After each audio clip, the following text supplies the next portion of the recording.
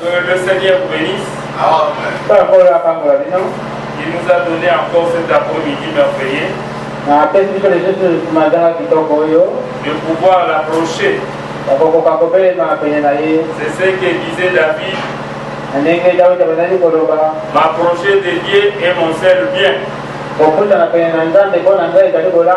Le Saint-Esprit vient déjà de nous parler. On pouvait mettre les offrandes et sortir. Mais comme l'Esprit est toujours là, oui, il va continuer avec nous. Pendant que vous êtes assis, nous allons considérer 1 Corinthiens chapitre 10.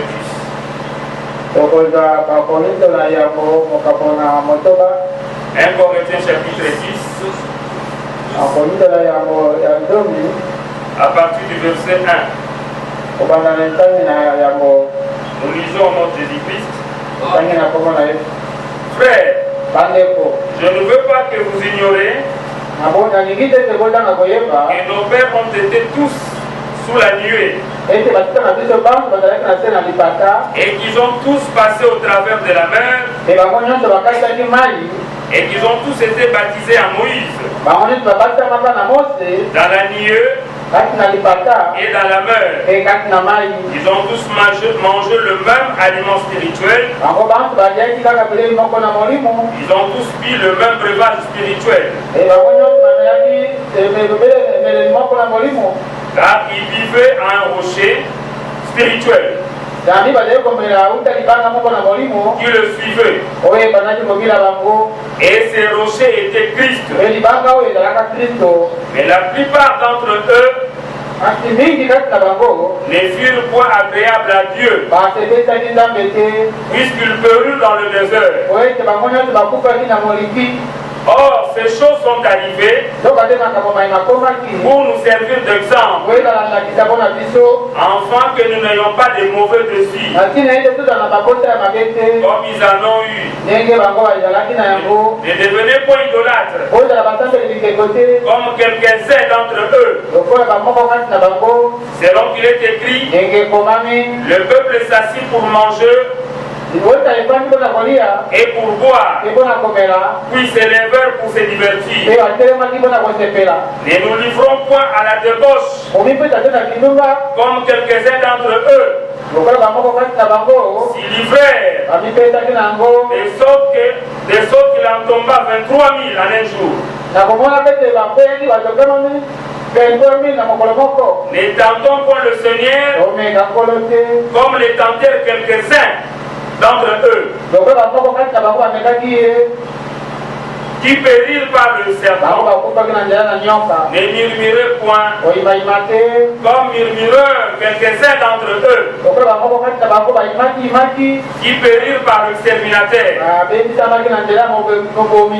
Ces choses leur sont arrivées pour servir d'exemple. Elles ont été écrites pour notre instruction, à nous qui sommes parvenus à la fin de ce siècle. Le verset 12. Ainsi donc, que celui qui croit être debout prenne garde de tomber. Nous lisons encore Psaume 19.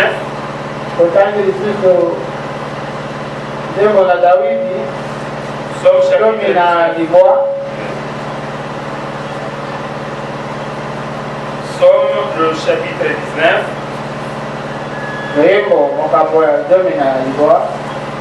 Nous prenons le verset 8.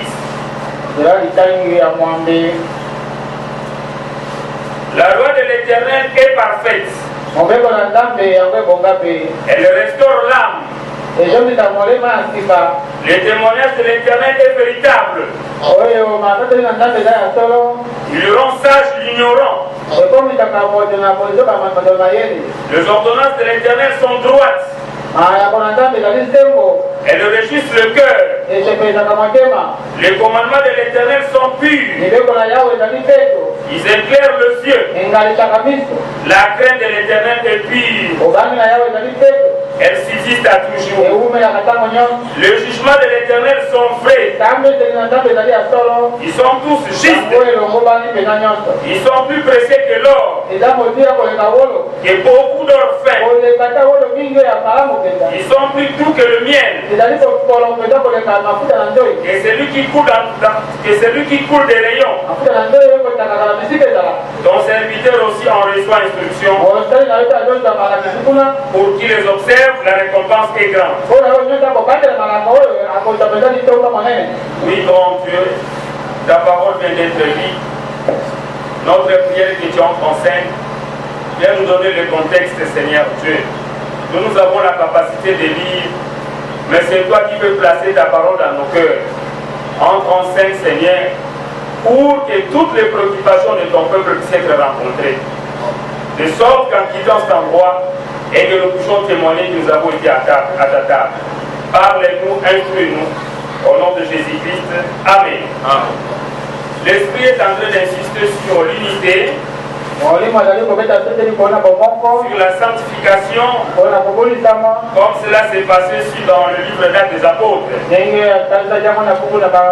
Oui, comme le pasteur en avait prêché, mais au commencement, ça n'était pas ainsi.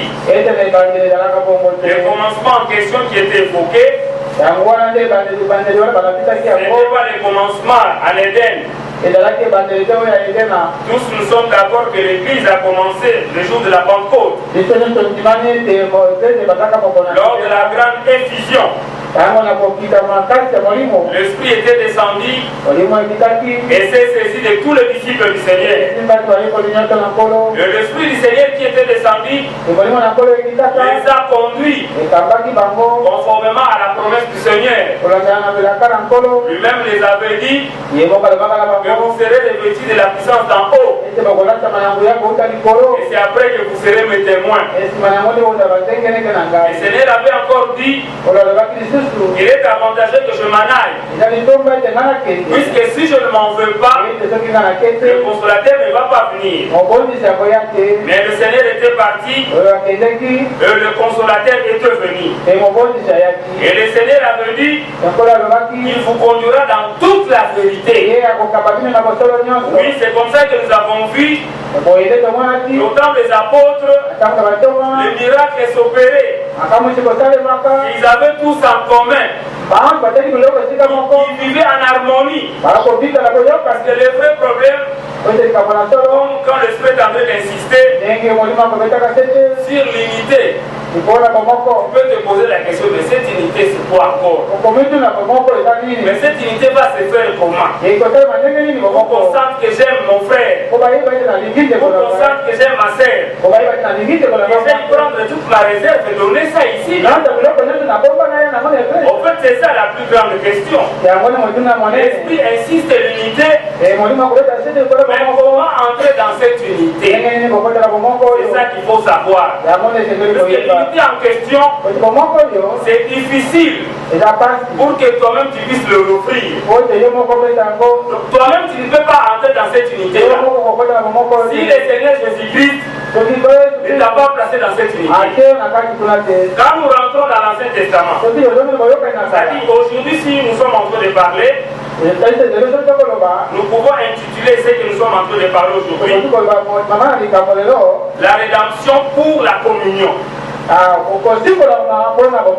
le sujet que nous pouvons donner, la rédemption pour la communion. C'est-à-dire, c'est là où nous pouvons le voir dans l'Ancien Testament. Quand le Seigneur est descendu délivrer son peuple en Égypte, il y a eu premièrement la rédemption par le sang. C'est-à-dire, l'ordre a été donné à Moïse de donner un peu, c'est-à-dire chaque enfant d'Israël, chaque maison devait immoler un agneau. Et en immolant cet agneau, il était question de prendre son sang et de le mettre un peu sur le linteau De sorte que quand l'ange de la mort va parcourir, en arrivant dans la maison où il y a le sang de l'agneau, la mort ne peut pas entrer là-bas. Donc là, c'était la rédemption par le sang. Donc c'est comme ça que le Seigneur les a délivrés. Mais quand le Seigneur les a libérés par le sang, il ne s'est pas limité seulement par la rédemption par le sang, mais il a continué encore par la rédemption par la puissance. Le frère Papi l'a abordé ici. La rédemption par la puissance.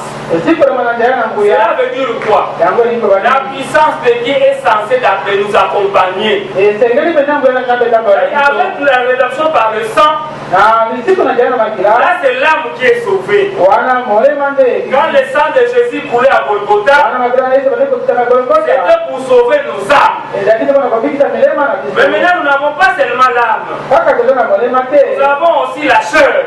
Dans cette marche chrétienne, puisque l'Église est toujours comparée avec la marche des enfants d'Israël. Voilà pourquoi le Seigneur qui les avait rachetés par le sang, il veut aussi les accompagner par la rédemption par la puissance. La rédemption par la puissance se faisait comment? À chaque fois qu'ils étaient devant une difficulté, il faudrait que le Seigneur lui-même puisse venir la aide. La première difficulté qu'ils ont rencontrée, quand ils ont quitté l'Égypte, c'était la mer Rouge. Le premier obstacle. Face à la mer Rouge, le peuple était donc déboussolé. Ils étaient devant la mer Rouge et derrière eux, il y a l'armée de l'Égypte qui les poursuivait. Alors c'était terrible. C'est comme ça qu'ils ont crié à Moïse. Et comment nous allons mourir ici? Comme Moïse ne faisait pas des choses par lui-même, il doit s'adresser à son Dieu. Puisqu'il avait une commission. C'est comme ça qu'il est trop important pour nous les prédicateurs de l'évangile que nous puissions avoir notre commission avec Dieu. Parce que sur le terrain, il y a beaucoup de choses. Mais si tu as le mandat de Dieu, quelles que soient les difficultés que tu peux rencontrer, tu vas retourner un peu à ce mandat. Et c'est toi qui m'avais commissionné. Mais face à cet obstacle, quelle est l'issue? Voilà pourquoi Moïse devant la mer Rouge, il va s'adresser à Dieu. Et la réponse était positive. Le Seigneur lui a dit que pourquoi ces cris? Pourquoi ces cris? Il ne faut pas crier. Le Seigneur maintenant devait descendre dans la puissance. Et la puissance du Seigneur était comment? Était pour franchir maintenant la mer Rouge. Le Seigneur a fait souffler un vent où la mer Rouge s'est séparée en deux parties et les enfants d'Israël sont traversés. C'est à cela qu'on peut parler sur la rédemption par la puissance. Et que quand ils ont traversé, ils arrivent quelque part. Exode chapitre 17. Ils ont eu encore la soif de prendre un peu de l'eau. Le peuple a commencé à murmurer chez Dieu. Mais ici, il n'y a pas l'eau. Voilà maintenant que nous avons des gorges sèches ici. C'est quelque chose que nous puissions rester. Là-bas en Égypte, on pouvait prendre un peu de l'eau. Mais comme le Seigneur, la puissance les accompagnait, mais ils ne se rendaient pas compte. Voilà, c'est là où nous sommes en train d'insister sur la puissance et la rédemption par la puissance. La rédemption par la puissance voudrait dire que dans notre marche chrétienne, donc la puissance de Dieu est avec nous. Donc chaque chrétien doit se rassurer. Puisque le Seigneur n'a pas changé. De la même façon qu'il avait sorti son peuple de l'Égypte et qu'il les a accompagnés avec sa toute puissance. Le même Seigneur là est en train de conduire son église avec sa toute puissance. C'est-à-dire devant n'importe quelle situation, il faudrait que le peuple de Dieu soit rassuré que la puissance de Dieu est là. Ils étaient encore bloqués devant un problème. Le problème de l'eau. Également, Moïse qui était sûr de sa commission, il pose encore le problème devant Dieu. Le Seigneur lui a dit, prends la même baguette que tu t'étais servi pour un peu fendre la mer rouge. Va un peu devant le rocher en oreille. Vous allez frapper le rocher et l'eau va jaillir. Et comme la puissance du Seigneur accompagnait son peuple, Moïse est allé frapper le rocher et l'eau a coulé et le peuple a mis en abondance. C'est-à-dire, si nous voulons rassurer le peuple de Dieu et l'église du Seigneur, la puissance du Seigneur est là. Devant n'importe quel problème, devant n'importe quelle situation, c'est quelque chose seulement de recourir à lui. C'est ça la puissance que le frère a dit. Que c'est vrai, nous avons le salut de l'âme en croyant en Jésus-Christ, dans son sang. Mais dans cette image, nous avons de maladies. Nous avons beaucoup de difficultés. Mais face à des maladies, face à toutes ces difficultés, je voudrais annoncer au peuple de Dieu que la toute puissance de Dieu est là. Surtout que nous avons un Dieu responsable. C'est-à-dire, lui, c'est lui-même qui conduit son peuple. Seulement, c'est le peuple qui tombe dans l'amnésie. Oui, la perte de la mémoire. Puisque vous allez voir, le même peuple d'Israël, la première fois qu'ils avaient soif d'eau, le Seigneur les a donné de l'eau à boire. Ils avancent dans nombre, je pense, 20. Ils ont eu encore la soif d'eau. Ils ont commencé à murmurer encore. Oh non, comment nous avons soif et tout comme ça. C'est ce qui a poussé même Moïse à pécher. C'est comme ça que les conducteurs dans les églises ne doivent pas agir sur base un peu d'une pression quelconque. Il faut regarder la conduite du Seigneur. Puisque Moïse, quand il a vu la pression du peuple, il est allé pécher. Vous savez, le péché de Moïse, c'est ce qui a fait qu'il n'entre pas dans la terre promise. Et le péché là, c'était quoi? Il a frappé 2 fois les rochers.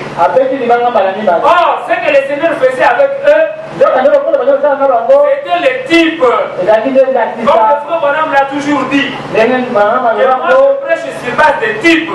Les types ne mentent pas. Avec Moïse, le Seigneur traçait son histoire. Le rocher frappait, il pouvait sortir l'eau, typifier le Seigneur Jésus-Christ, qui devait être frappé à Golgotha pour que la vie et que la guérison et que toutes les bénédictions du Seigneur nous soient accordées. C'est-à-dire Moïse ne pouvait pas frapper pour énième fois encore les rochers.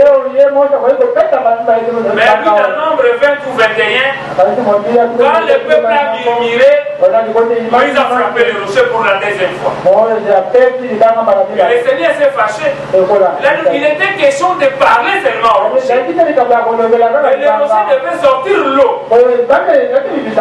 C'est comme cela avec nous aussi. Le Seigneur ne peut plus monter encore Golgotha. Puisque sa toute puissance est là. Devant n'importe quelle situation, c'est question de le prier. C'est question de l'invoquer. Voilà le comportement du peuple d'Israël.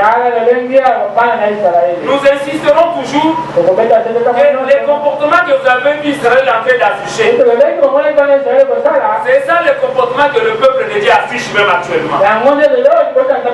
Quand vous m'avez vu lire un peu le psaume 19, vous montrez que la loi du Seigneur est parfaite. Et la parole du Seigneur est juste. C'est-à-dire quand le Seigneur les a délivrés par le sang, En passant par la rédemption, le but du Seigneur c'était quoi? De communier avec son peuple. Il voulait vivre avec eux. Voilà pourquoi après quoi? Il a brandi sa loi. La loi c'est quoi? C'est la vie de Dieu. Voilà pourquoi c'est quand il les a fait sortir, les soucis de Dieu, c'est de vivre dans son peuple. C'est-à-dire de communier avec son peuple. C'est ce que quand on est en train de dire ici, l'unité. Nous pouvons voir les miracles au milieu de nous. Et quand nous sommes en unité avec Dieu,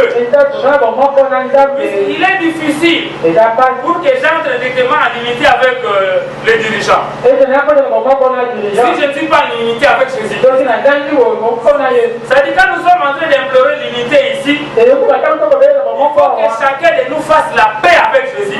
Que chacun de nous soit en communion avec Dieu. C'est ce que 1 Jean chapitre 1 parle. Et il faudrait que nous puissions être en communion avec Dieu. Et cette communion avec Dieu fera que je sois en communion avec mon frère. C'est-à-dire tel que nous sommes là, il faut que tout un chacun de nous vérifie sa relation avec Dieu. Si tu n'es pas en bonne relation avec Dieu, si tu n'es pas en unité avec Dieu, jamais tu entreras en unité avec son peuple. Et de ce fait, nous ne verrons pas les miracles au milieu. Voilà pourquoi c'est ce que je disais tout au début. Et quand l'esprit insiste sur l'unité, donc tu peux croire que bon, ici les frères sont en train d'insister. Déjà ils prennent un peu tout, mais bien je partage d'emblée ici. Loin de là, c'est question d'être un peu en unité avec le Seigneur. Voilà, quand le Seigneur a donné sa loi à son peuple, c'est pour qu'il puisse être en communion avec lui. Quand on parle ici de la communion, donc il y a le verbe de communier. Communier pour te dire parler avec, répondre avec. Voilà la vraie communion. C'est-à-dire qu'il faut que tout un chacun de nous puisse être en communion avec le Seigneur. C'est-à-dire il sait parler avec le Seigneur. Il sait répondre avec le Seigneur. Le Seigneur aussi sait parler avec lui. Le Seigneur aussi peut lui répondre. C'est comme ça que quand cette unité va prendre part dans nos cœurs, c'est comme ça que nous serons en unité ou en communion les uns avec les autres. Voilà ce que le Seigneur voulait avec son peuple. Parce que si le Seigneur peut tabernaculer dans tout un chacun de nous, c'est comme ça que nous verrons un peu sa main éclater au milieu de nous. C'est là où j'ai dit au début, quand nous avons vu qu'ils avaient tous en commun, ce n'était pas eux les individus qui faisaient ça. Vous avez vu, il y a eu une fusion en eux, non? Il y a eu le Saint-Esprit qui s'était déversé en eux. C'est le Saint-Esprit qui les conduisait. Est-ce que nous, le Saint-Esprit nous conduit ici? Donc c'est comme ça que nous devons faire la paix avec Dieu. La communion que nous avons vue dans Actes chapitre 2. La communion que nous avons vue dans Actes chapitre 4. C'est l'action de l'Esprit. Ce ne sont pas les simples désirs des gens. C'est l'Esprit qui était en eux et qui les a poussés de minimiser le matériel. C'est l'Esprit qui était en eux qui les a donné l'empressement. C'est comme ça que quand le pasteur parlait ici l'autre fois, il a dit quelque chose de très important, que sans le Saint-Esprit tu ne peux pas vivre la vie de Dieu. Sans le Saint-Esprit, en dehors du Saint-Esprit, il n'y a pas la vie de Dieu. L'apôtre Paul aussi l'a dit. Celui qui n'a pas l'Esprit de Dieu ne lui appartient pas. Celui qui n'a pas l'Esprit de Christ ne lui appartient pas. Qui sont les enfants de Dieu? Sinon, ce sont ceux-là qui sont conduits par l'Esprit de Dieu. Donc l'unité que nous cherchons au milieu de nous, c'est une affaire personnelle première. que chacun de nous soit en communion avec Dieu. Entrer en communion avec Dieu, c'est comment? En se pliant devant toute la parole du Seigneur. Croire à toute la parole du Seigneur. Même quand cette parole te fait du mal, toi tu dois croire ça. Je sais que le pasteur aussi avait dit ça. Que lors d'une visite des frères Franck, le frère Franck avait dit que quand on prêche la parole et que le simple fait que toi tu acceptes, tu es sanctifié. Donc ça montre que tu ne voudrais pas vivre dans la mauvaise vie. La communion avec Dieu, chacun de nous doit croire la parole du Seigneur. Chacun de nous donc doit mettre de côté sa propre volonté. Dans le jardin de Cain, c'est que le diable avait fait. Le frère Branham l'a démontré dans la prédication conflit entre lui et Satan. C'est-à-dire pour amener un peu Ève de tomber dans le péché, le diable avait commencé par dénaturer la parole. Il n'a pas directement bousculé Ève. Non, il a dénaturé la parole. C'est que le Seigneur avait dit, lui il a modifié tout un petit peu. C'est comme ça que nous ratons beaucoup de choses. C'est comme ça que nous insistons sur la communion. La communion avec Dieu, c'est que nous puissions croire chaque iota de la parole du Seigneur. J'insiste, même si cette parole brise un peu tes intérêts, toi tu es prêt pour croire ça. En fait, c'est ça la vraie façon d'être en communion avec Dieu. Donc, rester attaché à sa parole. Comme Job l'avait dit, réfléchis ma volonté aux paroles de sa bouche. C'est ça notre prière de chaque jour. Si nous voulons expérimenter la main du Seigneur au milieu de nous, comprenez que cette main du Seigneur ne sera pas l'œuvre d'un homme. C'est le Seigneur lui-même. Mais comment il va le faire? Mais s'il peut habiter dans tout un chacun, quand le Seigneur habite dans tout un chacun de nous, voilà pourquoi le Seigneur pouvait dire, si ma parole demeure en vous et que vous demeurez en moi, demandez ce que vous voulez. La parole du Seigneur demeurer en vous voudrait dire voir chaque parole du Seigneur sans douter sur ça, sans murmurer sur ça. Accepte ça comme ça. Voilà pourquoi nous avons dit Somme chapitre 19. Quand le Seigneur a donné sa loi, vous êtes mon peuple. Et si vous voulez marcher avec moi, voilà comment ma vie. Et avec eux, c'était difficile. Pourquoi? Puisqu'ils avaient le cœur de pierre. Et avec nous, le Seigneur nous a facilité. En nous accordant le Saint-Esprit. Parce que c'est le Saint-Esprit qui vient vivre la parole de Dieu en nous. Voilà pourquoi il avait promis dans le livre d'Ézéchiel. Et dans cette nouvelle alliance, je vais vous régénérer. La régénération, il en a fait en disant, je vais vous donner un esprit nouveau. Voir des choses selon la parole du Seigneur. En fait, c'est ça. Et le frère Branham a approché une prédication. Pourquoi beaucoup de chrétiens ne vivent pas selon la parole du Seigneur? C'est puisqu'ils ne veulent pas de la conduite du Seigneur. C'est puisque le Saint-Esprit, ils ne sont pas disposés que le Saint-Esprit habite en eux. C'est ça la grande difficulté que nous avons. Jusqu'ici, nous ne sommes pas disposés au Seigneur pour que lui puisse nous utiliser. Puisque la chair ici, l'apôtre Paul a dit, et la loi est spirituelle, c'est moi qui est charnel. La loi est spirituelle. La parole du Seigneur elle est pure. Mais avec ces corps ici, c'est difficile pour vivre.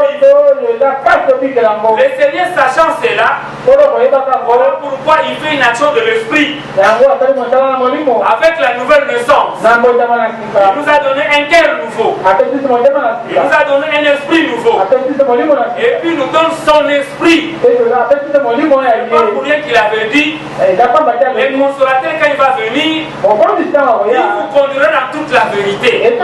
Si nous voulons expérimenter la grande effusion du Saint-Esprit au milieu de nous, il faudrait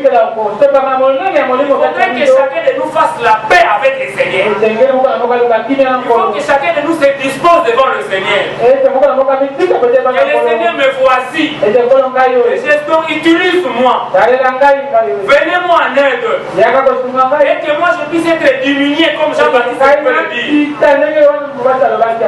Quand la chair ici est mal disposée, hein? Vous savez, même moi quand je prie à la maison comme ici, comme je prie, et souvent mon épouse peut me comprendre mal. Souvent quand je demande au Seigneur, pardonne-moi, pardonne-moi pour l'adultère. L'adultère dont je passe, ce n'est pas une adultère que je suis allé faire. C'est dans la chair, vous comprenez? C'est ce que disait le pasteur une fois ici. Le pasteur disait, acceptez la paix et puis l'écoute chez les autres. Moi, la façon dont j'ai pris ici, les frères ne font que pécher. Parce que je demande, pardonne-moi pour la vérité, pardonne-moi pour l'ifronnerie. Mais lui ne peut que boire. C'est dans la chair, c'est disposé à moi. Mais comme je ne veux pas de ça, voilà pourquoi je les demande en avance. Avant que je les demande pour que ça parte. C'est une façon de montrer au Seigneur que j'en ai, mais je ne veux pas de ça. L'apôtre Paul a dit ça dans Romains 7. Mais le mal que je ne veux pas faire, c'est ce que je fais. Le bien que je veux faire, je ne le fais pas. C'est une prière. C'est la disposition de tout un chacun. Tel que nous sommes là, pour nous disposer devant le Seigneur, qui nous utilise, que son esprit vienne habiter en nous, afin qu'il puisse se déverser dans tout un chacun. Nous chantons les cantiques 260. Que le Seigneur vous bénisse.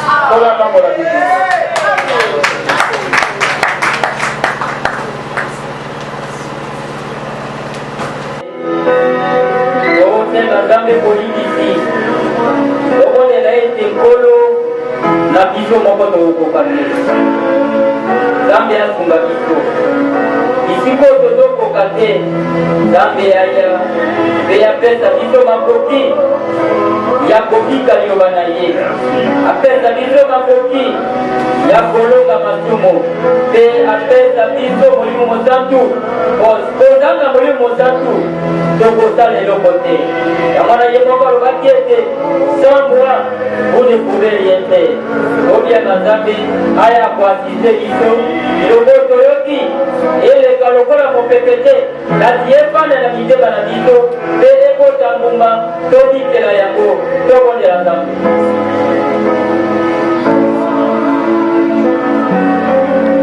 Père Céleste, nous allons une fois de plus te dire merci parce que tu nous as envoyé ta parole. Comme celle qui a été envoyée aux autres, qui étaient en détresse. Et cette parole qui leur avait été envoyée les avait guéris. Nous croyons, Seigneur mon Dieu, qu'aujourd'hui, avec tous les besoins que nous avions, Seigneur, nous croyons que ta main puissante, qui n'est pas courte pour agir, a pris, Seigneur mon Dieu, en possession chaque besoin. Où que nous soyons, Seigneur Jésus, nous te disons merci pour cela, Seigneur. Car tu nous as montré, Seigneur, que ta parole en elle est esprit et vie. Elle n'est pas seulement annoncée, Seigneur mon Dieu, de manière philosophique. Non, Seigneur. Ce n'est pas un discours, Seigneur mon Dieu. Non. Mais en elle, il y a la vie, il y a la guérison, il y a la délivrance. Nous te disons merci, Seigneur. On nous a tellement annoncé, Seigneur, sur l'unité. Nous avons besoin de cela dans cette église, Seigneur. Nous avons besoin de l'unité. Nous avons vu dans ta parole comment est-ce que l'église au commencement persévérait dans l'enseignement des apôtres. Il n'y avait qu'un seul enseignement, Seigneur. Nous aussi, nous voulons demeurer là.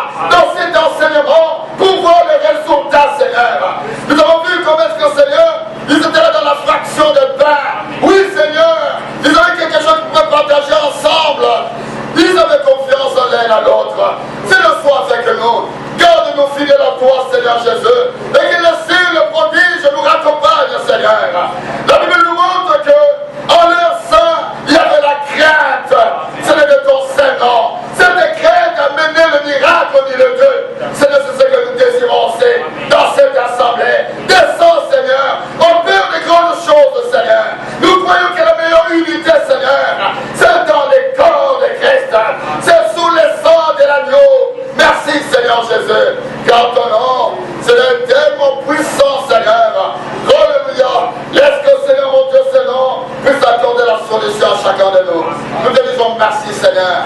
Nous voulons vraiment être là en toute sécurité. La Bible dit ton nom est une tour forte où le juste s'y réfugie et se sent en terre. Oh, quel honneur te revient. Bénis, Seigneur, ton serviteur, que tu as utilisé, Seigneur, mon Dieu, à la parole.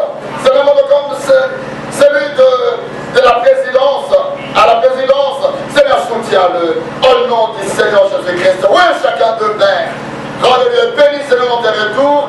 Bénis, Seigneur, mon Dieu, les offrandes. Bénis le dîme. Bénis toute cette assemblée. Bénis notre pasteur là où il est, Seigneur. Alors qu'il s'est retiré, Seigneur Jésus, pour être en contact avec toi dans la communion parfaite. Nous croyons que dans la communion, Seigneur, mon Dieu, il y a un dialogue. C'est non seulement que mon pasteur parlera, mais je crois que toi aussi tu parleras. Seigneur, sois béni, sois loué à chemin. Au nom de Jésus, nous t'avons fait prier. Amen. Amen. Amen. Donc, probablement la soupe et à l'automne mon abisso, tout ça.